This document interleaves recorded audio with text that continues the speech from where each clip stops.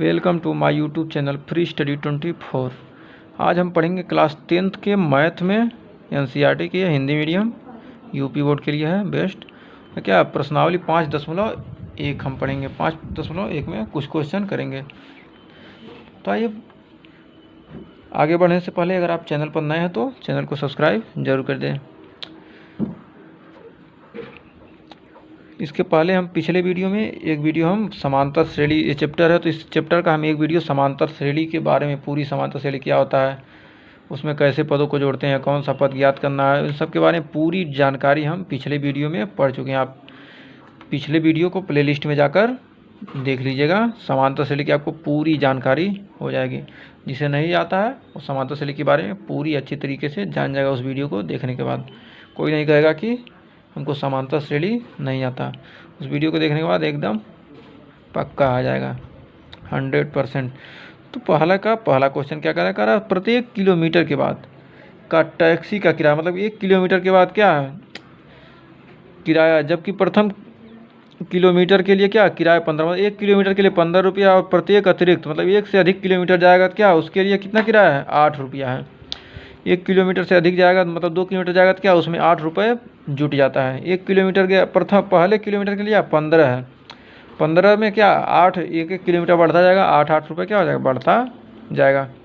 तो प्रथम किलोमीटर के लिए क्या 15 रुपया, तो प्रत्येक मतलब ये उसके बाद 1 किलोमीटर गया तो क्या अतिरिक्त के लिए 8 रुपया। तो प्रथम किलोमीटर के लिए क्या 15 रुपया, तो यदि क्या 2 किलोमीटर जाएगा तो कितना किराया देगा, 15 में 8 जोड़ेंगे 23 रुपया। यदि वह क्या 3 किलोमीटर जाता है, 3 किलोमीटर जाएगा तो क्या 23, 2 किलोमीटर के 23 में 2 किलोमीटर में क्या करेंगे 1 किलोमीटर का और जोड़ देंगे तो कितना आ जाएगा, 23 में 8 और जोड़ दिए 31 हो गया। यदि आपको 4 किलोमीटर जाना है, 4 किलोमीटर जाना है तो क्या 31 आया था 3 किलोमीटर का, तो 31 में 8 जोड़ देंगे तो कितना 39। फिर डाट डाट डाट डाट कितना हो किलोमीटर जाएगा कर लेंगे। तो उपरोक्त स्थिति में क्या एक सूची प्राप्त होती है। सूची कौन सी प्राप्त हो रही है, 15, 23, 31, 39, 47। मतलब क्या है 5 किलोमीटर जाएंगे तो क्या 8 और जुट जाएगा तो 39, 8, 47 हो जाएगा। इस पर क्या एक सूची प्राप्त हो गई। और इसमें क्या है सूची में क्या देखते हैं, 2 संख्याओं का अंतर, मतलब क्या पहली संख्या दूसरी संख्या, दूसरी तीसरी में देखते हैं तो क्या अंतर समान आता है कि नहीं।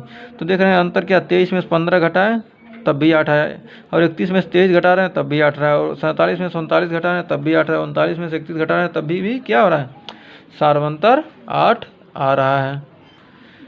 यहाँ चूंकि प्रत्येक अगला पद पिछले पद में एक निश्चित संख्या जोड़ने और घटाने से क्या हो रहा है, जोड़ने से क्या प्राप्त होता है। तो अतः किराए की प्राप्त सूची क्या हो सकती है, समांतर श्रेणी में होगी। मतलब क्या कहेंगे कि जो सूची दी गई है वह क्या है, समांतर श्रेणी में है। यही पूछ रहा है ना कि समांतर श्रेणी में है तो क्यों है, नहीं है तो बात ही खत्म। फिर कह रहा है दूसरा, किसी बेलन में उपस्थित हवा मतलब की मात्रा, मतलब कोई बेलन है क्या उसमें उपस्थित हवा की मात्रा, जबकि वायु निकालने वाला पंप प्रत्येक बार क्या कर रहा है, बेलन की शेष हवा का 1/4 भाग क्या कर रहा है, बाहर निकाल दे रहा है। मतलब किसी बेलन में क्या जो हवा की मात्रा उपस्थित है, जब वायु उसमें से निकालने वाला जो क्या पंप है प्रत्येक बार बेलन में क्या कर रहा है, शेष हवा का 1/4 भाग निकाल दे रहा है। जब क्या कर रहे हैं किसी बेलन में हवा भर रहे हैं, जब हवा भर रहे हैं तो क्या जब उसको ऊपर खींच रहे हैं तो क्या कर रहा है 1/4 भाग निकाल दे रहा है। यदि एक भाग भरा तो क्या किया 1/4 भाग उसका निकाल दिया। ऐसी क्रिया क्या है बार बार हो रही है। तो इस पर क्या कहेंगे, मान लिया कि बेलन में हवा की मात्रा कितना है, 1 है। यदि हवा की मात्रा क्या पहले 1 है तो वायु निकालने वाले पंप द्वारा एक बार में क्या वायु निकालने की मात्रा कितना 1/4, एक बार में क्या कर रहा है 1/4 निकाल दे रहा है। तो प्रथम बार में हवा निकलने के बाद बची हुई हवा क्या होगी, 1 में से क्या करेंगे 1/4 घटा देंगे तो कितना आ जाएगा, 4 के अंदर 4 में से गया 3/4। फिर दूसरी बार वही क्रिया करिए, तो दूसरी बार में निकाली गई हवा कितना आ जाएगी,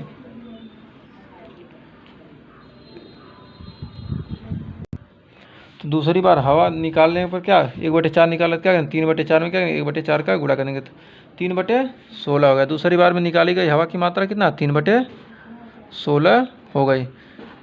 फिर दूसरी बार हवा निकलने के बाद मतलब जब हवा निकल गया दूसरी बार तो हवा कितना शेष बच रहा है, तो शेष मात्रा क्या 3/4 था तो 3/16 क्या हो गया निकल गया, 3/16 निकल गया। 3/4 में 3/16 घटाएंगे 4 चौक 4 तिहाई कितना आ जाएगा 12, 4 बच जाएगा 4 तिहाई 12 में से 3 गया 9, 9/16 हो गया।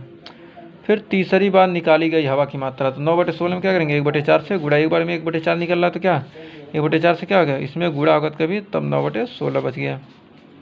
निकाली गई हवा कितना 9/64 है। तो तीसरी बार हवा निकलने के बाद बेलन में बची हवा, जब तीसरी बार हवा निकाल दी है तो बेलन में बचेगी, तो 9/16 था, 9/16 में क्या जब 9/64 निकल गया तो 9/64 जब निकलेगा तो 16 चौक 4 बजाएगा, 4 9 36 में 9 हो गया 27/64। इस प्रकार क्या कई बार निकालेंगे, उससे क्या होगा बेलन में हवा निकालने के बाद एक क्या होगी सूची बन जाएगी। पहले 1 था तो फिर 3/4 हुआ, तो फिर 9/16 बचा, फिर 27/64 बच गया, डाट डाट डाट डाट क्या ऐसे बचता रहेगा।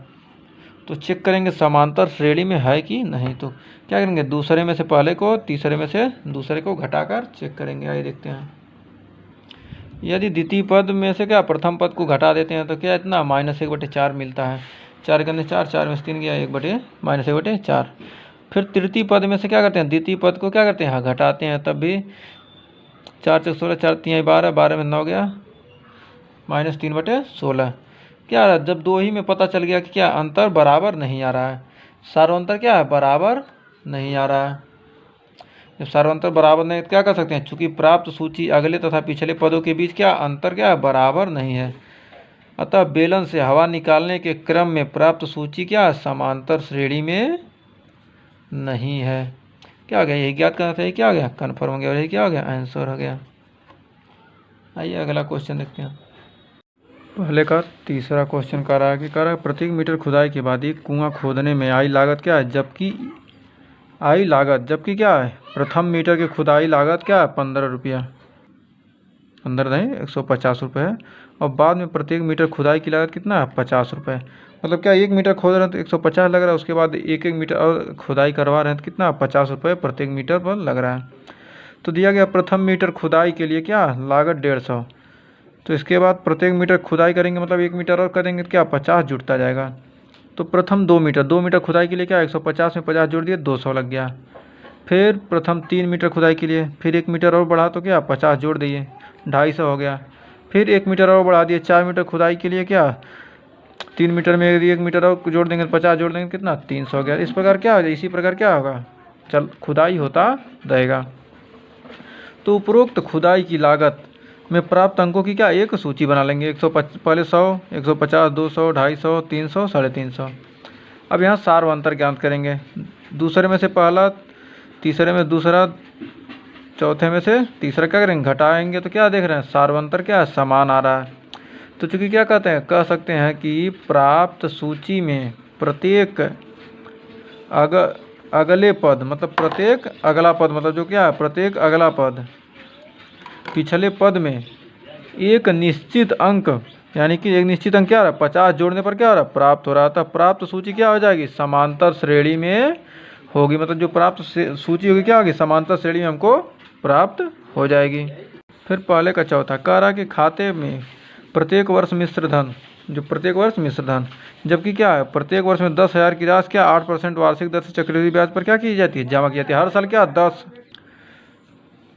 तो क्या यहाँ दिया गया क्या मतलब 8% हर महीने क्या 8% मतलब हर साल क्या किया जाए 10,000 रुपये जमा किया जा रहा है 8% वार्षिक चक्रवृद्धि ब्याज पर। तो दिया गया क्या जमा की गई राशि क्या 10,000 रुपये क्या किया है जमा किया जा रहा, तो चक्रवृद्धि ब्याज की दर क्या है 8% है। तो खाते में पहले साल मतलब प्रथम और जब प्रारंभ की गई क्या 10,000 रुपये जमा किया गया।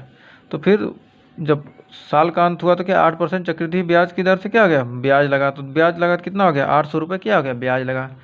तो प्रथम वर्ष के अंत में क्या हो गया 10,800 रुपये क्या हो गए खाते में हमारा उसके हो गया। फिर दूसरे वर्ष क्या किया 10,000 और जमा किया, तो दूसरे वर्ष मतलब शुरू में कितना हो जाएगा 10,800 है, 10,800 प्लस 10,000 और जमा किया, वो तो ब्याज के साथ जमा किया, फिर 10,000 और जमा किया तो कितना होगा टोटल 20,800।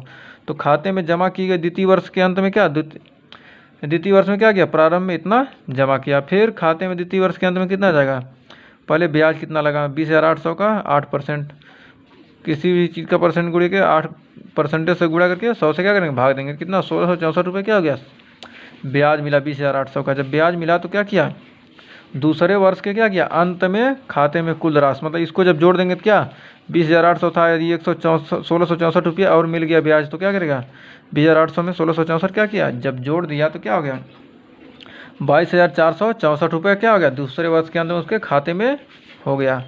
अब तीसरे वर्ष में फिर 10,000 और जमा कर रहा है, उसके बावजूद 10,000 जमा किया तो 22,464 प्लस 10,000 कितना हो गया 32,464। तो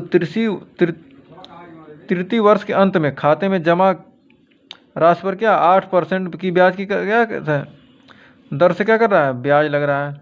तो जब ब्याज लग रहा है तो कितना 32,464 रुपये था, तो क्या 8% ब्याज लगा तो 8/100 हो गया, तो कितना 2594.12 लगा, तो क्या हो गया तृतीय वर्ष के अंत में। तो अब खाते में कितना हो गया, जब इतना ब्याज मिला इतने का तो इसमें क्या करेंगे जोड़ देंगे, जब जोड़ेंगे तृतीय वर्ष के अंत में खाते में कुल जमा राशि कितनी हो जाएगी 32,464 प्लस 2597 यानी कि 35,061 रुपये 12 पैसे क्या हो गया उसके खाते में हो गया। अब खाते में जमा जो राशि है उस पर क्या कर रहा है दर से क्या जब ब्याज लगा तो ब्याज को जोड़ने पर जो प्राप्त अंकों की क्या होती है सूची प्राप्त हुई। अब क्या करेंगे उसको लिख लिए 10,000 फिर 20,800 हुआ फिर 32,464 हुआ फिर 35,061 रुपये 12 पैसे हो गए। डॉट डॉट डॉट ऐसे क्या होगा प्राप्त होता रहेगा। तो द्वितीय में से क्या करें द्वितीय में से पहले को घटाएंगे और तृतीय में से क्या दूसरे को, चतुर्थ में से तीसरे को जब घटाएंगे तो क्या देख रहे हैं बराबर मतलब संख्या प्राप्त नहीं हो रही, मतलब क्या है जो सार्वंतर है क्या समान नहीं है। तो हम क्या कह सकते हैं तो हम कह सकते हैं कि चूंकि प्राप्त सूची में के अवलोकन से यह स्पष्ट है कि प्रत्येक अगला पद पिछले पद में क्या समान राशि जोड़ने पर प्राप्त नहीं हो रही है, अतः क्या प्राप्त जो सूची है क्या समांतर श्रेणी में नहीं है, ये हमको ज्ञात करना था। अब दूसरा क्वेश्चन कह रहा दी हुई एपी यानी कि समांतर श्रेणी के प्रथम 4 पद क्या करना है लिखना है, जबकि क्या क्या दिया है दिया प्रथम पद ए और सार्वंतर क्या है डी, दो चीज़ क्या किया है दिया है। तो प्रथम पद ए बराबर 10 दे दिया और सार्वंतर डी बराबर 10 दे दिया है, मतलब प्रथम पद भी और सार्वंतर क्या बराबर है। तो हम जानते हैं फार्मूला क्या होता है ए एन बराबर A plus N minus 1 into D, जहाँ क्या ए एन क्या है यनवा पद है और ए प्रथम पद है, एन क्या है यनवा पद है और डी क्या है सार्वंतर है। तो ए एन यनवा पद तो प्रथम पद के लिए A1 हो जाएगा, A1 कितना दिया है 10 दे दिया है तो पहले से। तो A2 बराबर क्या हो जाएगा A2 plus N minus 1 into D, तो A2 की जगह पर A1 के ए की जगह पर 10 और एन की जगह पर 2, दूसरा पद है तो 2 में से 1 घटाएंगे 10 से गुणा करेंगे, 10 से करने 2 में से गया 1 10 से करने 10, तो 10 प्लस 10 यानी कि दूसरा पद क्या आ गया 20 मिल गया। फिर A2 बराबर कितना है 20 है, तो फिर तृतीय A2 बराबर 20 मिल गया, तो तीसरा पद क्या करेंगे A3 बराबर कितना ए प्लस एन माइनस 1 एन मतलब 30, 3 में से 1 गया 2, 2 दहिया में 20, 20 10 30, तो क्या आ गया तीसरा पद हमको मिल गया 30। फिर चौथा पद, तो चौथा पद क्या हो जाएगा A4, तो 10 एन माइनस 1 चौथे एन की जगह 4 रख देना, 4 में से गया 3, 3 दहिया में 30, 30 10 40, तो क्या आ गया A4 यानी चौथा पद कितना आ गया 40। तो क्या कर सकते हैं दिए गए समांतर श्रेणी का प्रथम 4 पद क्या आ गया 10 20 30 40 क्या आ गया यही समांतर श्रेणी हमको मिल गई, यही क्या कर रहा था पूछ रहा था। अब दूसरे का दूसरा देखते हैं, दूसरे का दूसरा क्या कह रहा है कि ए बराबर -2 डी बराबर 0, यहाँ सार्वंतर क्या है 0, तो जब सार्वंतर 0 तो क्या होंगे सभी पद बराबर होंगे। A1 बराबर -2 A2 बराबर -2 A3 बराबर -2 A4 बराबर -2 ही रहेगा, मतलब क्या है सभी से मतलब 4 पद पूछा चारों पद क्या है समान होंगे जब सार्वंतर 0 रहेगा। तो फिर इस प्रकार क्या कर रहा है इसी प्रकार कह रहा है कि ए बराबर 4 दिया डी बराबर -3, मतलब तीसरा दूसरे का। तो क्या A1 बराबर हम जानते हैं A1 बराबर A plus N minus 1 into D, तो प्रथम पद A1 बराबर कितना आ जाएगा 4 हो जाएगा। तो फिर A2 बराबर के लिए ए प्लस ए का मान 4 एन के जगह पर 2, दूसरा पद है 2 में से गया 1 इंटू -3, 2 में से गया 1 तो -3 है, 4 में से -3 गया कितना 1, कितना 1 बच गया, A2 बराबर 1 हो गया। फिर तृतीय पद, तीसरे पद के लिए क्या 4 प्लस 3 में से 1 गया, तीसरा पद पूछा 3 में से गया 2, 2 गुणे -3, 3 दूनी 6 -6 हो गया, 4 में से -6 गया -2, तो तीसरा पद कितना हो गया -2 हमको प्राप्त हो गया। फिर चौथे पद के लिए A4 बराबर, तो A बराबर 4 एन बराबर 4 में से चौथे पद के लिए 4 में से गया 3, 3 गुणे -3, 3 त्रिका 9 -9, 4 में से -9 गया -5, तो क्या कर सकते हैं 4 1 -2 -5 क्या दिए गए समांतर श्रेणी के क्या है 4 पद होंगे, क्या हो गया आपका आंसर हो गया। फिर दूसरे का चौथा करा कि ए बराबर -1 और डी बराबर कितना दिया है, 1/2 दिया है। तो हम जानते हैं क्या, ए एन बराबर A plus N minus one into D. तो प्रथम पद ए वन बराबर कितना आ जाएगा, -1। और द्वितीय पद के लिए क्या करेंगे, द्वितीय पद ए टू ज्ञात करना है, क्या आ जाएगा, ए का जब -1 रख दिए और एन का मान कितना है 2, मतलब दूसरा पद क्या करना है, 2 में से 1 गया और डी का मान 1/2, तो 2 में से 1 गया 1, तो -1 प्लस 1/2, तो -2 करने 2 -2 प्लस 1 -2 प्लस 1 अपन -1/2। तो ए टू बराबर दूसरा पद कितना मिल गया, -1/2। फिर तीसरा पद, तो ए बराबर -1, फिर एन बराबर 3 दिया, तीसरा पद है 3 में से गया 2, 2 से गुणा होगा 2/2 हो जाएगा, 2 करने 2, 2/2 क्या होगा, 1 हो जाएगा, तो 1 में से गया 0 हो गया। फिर चौथे पद के लिए चौथा पद a4 बराबर, तो क्या ए की जगह पर -1, 4 -1 मतलब चौथा पद है, एन की जगह पर 4 में से गया 3, 3/2 हो जाएगा, 3/2 -1, 2 करने 2, 2 में से -2 में से 3 गया, कितना अच्छा 2, हाँ 3 में से -2 जाएगा तो कितना प्लस ही बचेगा ना, प्लस 1/2 मिल जाएगा। तो क्या कर सकते हैं, -1 -1/2 0 प्लस 1/2 क्या है, दिए गए समांतर श्रेणी के क्या होंगे, प्रथम 4 पद होंगे, यही क्या हो गया, आंसर हो गया हमारा। फिर दूसरे का पांचवा क्वेश्चन कह रहा है कि ए बराबर -1.25, डी बराबर -0.25। तो हम जानते हैं क्या, ए एन बराबर A plus N minus 1 into D. तो ए वन बराबर हमको कितना पहले ही दिया, -1.25। तो दूसरे पद के लिए क्या, ए प्लस एन माइनस एन की जगह पर 2 में से 1 गया, 2 - 1 इंटू डी के जगह पर -0.25 है, -0.25 है, तो एन में 2 में से गया 1, तो कितना -1.25 प्लस -0.25, एक कोष्टक में बाइक है, तो इसको बाहर निकालेंगे क्या, -1.25 में से क्या क्या -0.25 क्या आ जाएगा, घट जाएगा, दोनों माइनस से क्या होगा, जुड़ जाएगा, तो कितना 1.50 मिल जाएगा। तो क्या आ जाएगा, a2 हो गया, मतलब द्वितीय पद हो गया। फिर तृतीय पद के लिए, तृतीय पद में a प्लस एन के जगह पर 3, तीसरा पद है 3 में से गया, फिर 0.25 माइनस में तो है ही है, तो 3 में 2 गया, 3 में से गया 2, तो 2 गुणे -0.25, 25 दूनी 50, मतलब 0.5 आ गया, -0.5 -1.25 में दोनों में जुड़ जाएगा, क्या -1.75 हो जाएगा। फिर तीसरा पद हो गया। फिर चौथे पद के लिए, ए बराबर इतना -1.25 प्लस चौथा पद है नवा पद एन के लिए, एन बराबर 4 में से गया 3 में 0.25 का क्या होगा, गुणा हो जाएगा, -2.5 का गुणा होगा तो कितना आ जाएगा, 25 यहाँ पर जाता है -0.75 हो जाएगा, तो -1.25 में -0.75 क्या करेंगे, जोड़ देंगे तो कितना आ जाएगा, -2 हो जाएगा। तो हम क्या कर सकते हैं, -1.25 -1.5 -1.75 और -2 दिए गए क्या, समांतर श्रेणी के प्रथम 4 पद हैं, क्या होगा, यही आपका आंसर हो गया। तो 2 क्वेश्चन बस आज के लिए इतना ही।